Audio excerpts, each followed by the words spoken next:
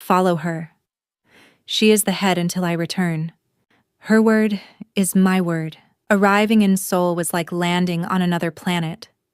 The Park family estate wasn't a house, it was a fortress. It was a sprawling compound of traditional and modern buildings, hidden from the world by 10-foot-high concrete walls topped with razor wire and a small army of security in sharp black suits. This wasn't the home of some real estate mogul. This was the seat of a dynasty. And at the heart of that dynasty was its dowager empress, Mrs. Park, Jihan's mother. The second she saw me step out of the car, I could feel my status drop from fiancé to contaminant. She was a woman carved from ice, her face a perfect unmoving mask of aristocratic disdain. She looked at my dark skin, my non-Korean features, and dismissed me with a single, chilling glance that swept from my head to my feet. To her, I was just a foreign folly her son had picked up on his travels. There's a brief distraction before he settled down with a proper wife from a proper family. Your tastes have always been exotic. But one must eventually return to the flavors of home, no? Every word was a perfectly sharpened knife, slid between my ribs with a polite smile. Those first 5 years of marriage were an education in psychological warfare. Her chance came on a rainy Tuesday. Jihan was driving back from a meeting at the Incheon port. It was an ambush by the Jang family, our oldest rivals.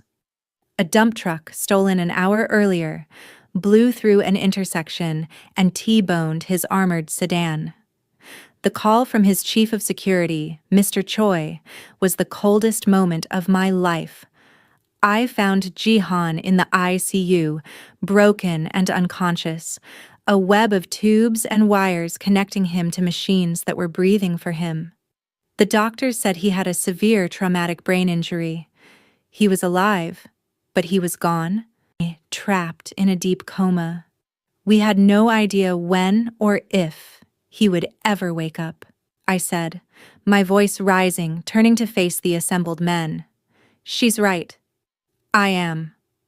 I'm not bound by the old hatreds and foolish pride that led her to conspire with the very men who tried to murder her own son. I am bound by one thing, and one thing only: loyalty. Loyalty to my husband and to the future of this family, a future she is trying to burn to the ground for a crumbling throne. But it was too late. The evidence was irrefutable. The seeds of doubt had bloomed into a forest of contempt. Before she could scream again, Mr. Choi stepped forward. "There is one more thing," he said gravely. He held up a tablet and played a video. It was Jihan, recorded in his office a week before the accident. He looked tired, but his eyes were sharp as he looked directly at the camera. "If you're watching this," he said, his voice calm and steady, "it means something has happened to me. Do not trust appearances. Do not trust the old ways. There is only one person who holds my complete trust. One person who knows my mind and my plans. My wife, Amara." She had lost. I had won. The shift in power was as silent and swift as a blade in the dark. I was now the acting head of the Park family. The foreign wife they'd dismissed was their boss. I am a queen on a lonely throne, ruling a vast and dangerous kingdom while I wait for my king to wake up.